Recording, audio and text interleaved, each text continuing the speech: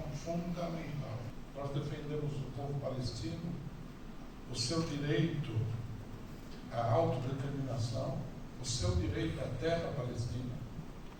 Nós apoiamos a todas as ações da OLP, da Fatah, das outras organizações que compõem a OLP. Nós tivemos no interior do movimento trotskista discussões em que pessoas falavam que isso não devia ser apoiado porque era uma ação de terrorismo individual. Nós falamos que não. Né? Nós dissemos que isso daí é a luta da vanguarda armada de todo um povo que luta pela sua liberdade.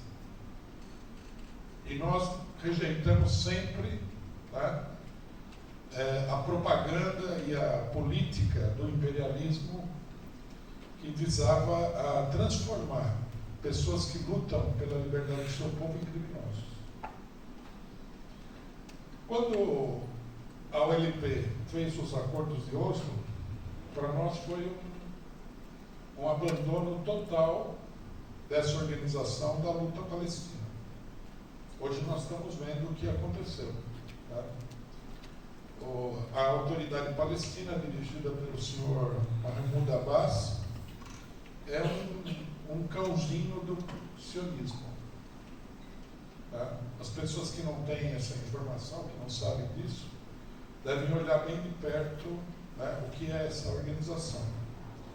A autoridade palestina, que muita gente fala assim, é o Estado palestino, é uma farsa isso. A única preocupação dela, a grande preocupação dela, é a segurança do Estado de Israel contra o povo palestino. Eles têm milhares de pessoas contratadas para vigiar, prender e, inclusive, assassinar as pessoas que lutam pela liberdade da Palestina. Quando o Hamas ganhou a eleição em Gaza, pela primeira vez, nós estávamos numa atividade do PCO. Tá? Nós estávamos fazendo um curso de formação política com dezenas de militantes e nós vimos a notícia, né, pelo computador. Não era ainda a época das redes sociais, mas, tá, a gente viu a notícia pelo computador e nós falamos, tá, no curso que o Hamas tinha acabado de ganhar a eleição em Gaza. E foi uma explosão de entusiasmo dentro da nossa atividade. Sabendo disso, não é estranho, tá, que quando o Hamas, juntamente com outras organizações da resistência palestina, realizou a ação do dia 7 de outubro, para nós foi um acontecimento não apenas marcante do ponto de vista moral, né, da disposição de luta, mas foi um acontecimento que foi um ponto de inflexão na situação política mundial inteira. Naquele momento, né, nós já sabíamos que a ação do Hamas ia ser vilipendiada pela imprensa capitalista e nós, de público, dissemos que não importa o que vão dizer, nós somos 1000% Hamas.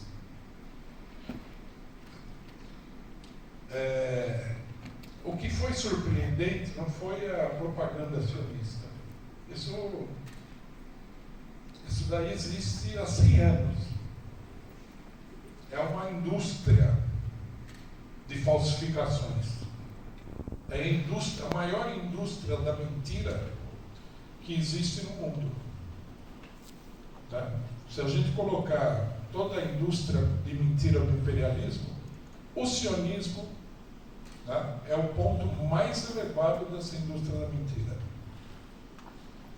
É uma farsa completa. E é uma farsa que é apoiada com bilhões de dólares. Eles têm um verdadeiro exército de pessoas para propagar as suas mentiras no mundo inteiro. São centenas de milhares de pessoas que fazem esse trabalho. Aqui no Brasil, por exemplo, é visível, quem frequenta as redes sociais pode ver aí que há dezenas, se não centenas de pessoas que estão trabalhando para o sionismo. São pessoas contratadas por essa indústria, por esse grande dispositivo de falsificação. Então, nesse sentido, as mentiras do sionismo, e logicamente, a gente não poderia se surpreender quando o rabicho da imprensa imperialista mundial, que é a grande imprensa capitalista nacional, começasse a repetir como papagaios essas mentiras. O que nos surpreendeu relativamente foi a reação da esquerda brasileira. Tá? Quando aconteceu o primeiro ato público em defesa da Palestina, um dos oradores do PCO pediu uma salva de palmas para o Hamas e a resistência palestina. Isso fez com que explodisse uma verdadeira guerra dentro do movimento supostamente em defesa da Palestina. Aí nós falamos, bom, nós não vamos levar esse tipo de desaforo para casa. Tá? No ato seguinte nós aparecemos com as bandeiras do Hamas para mostrar que a nossa defesa da resistência era inabalável. Quer dizer, não tem cara feia, não adianta. Teve gente que falou assim, eu gostaria que vocês nem fossem no próximo ato. Tá? Aí nós falamos, bom, vocês vão fazer assim, vocês fazem o que vocês acham que vocês têm que fazer e nós vamos fazer aquilo que a gente acha que a gente tem que fazer. Quando a gente apareceu com as bandeiras do Hamas, quase o pessoal teve um ataque cardíaco no meio do ato. Isso tem sido mais ou menos a tônica dos acontecimentos. A esquerda adotou uma política que não é estranha para ela, que é a política da linha de menor resistência. Então, eles pensaram assim, ou pelo menos alguns argumentaram dessa maneira. É mais fácil defender a Palestina em geral do que defender o Hamas. A política de linha de menor resistência é uma política válida em determinadas situações. Há situações em que é melhor ir pelo lado mais fácil. Mas nesse caso, era um erro gigantesco. Por quê? Porque a linha de confronto na questão da Palestina é o problema da resistência armada palestina. Os sionistas, eles têm o cinismo de falar o seguinte, que nós, por exemplo, nós do PCO, que defendemos o Hamas, nós não estamos defendendo o povo palestino. Quer dizer, seriam eles que estariam defendendo o povo palestino. Quer dizer, a linha de contradição, a linha de conflito é o seguinte: um povo que vem sendo pisoteado há 100 anos tem o direito de se levantar com armas na mão ou não? Nós devemos abaixar a cabeça diante da indústria de mentiras e falsificações do sionismo? Esse era o problema que estava colocado e que está colocado até agora. A maior parte da esquerda, ao adotar a linha de menor resistência, ela praticamente se condenou como defesa da Palestina. Tanto que eu imagino que vocês, se vocês acompanham alguma coisa da esquerda, vocês devem ter visto que não acontece nada.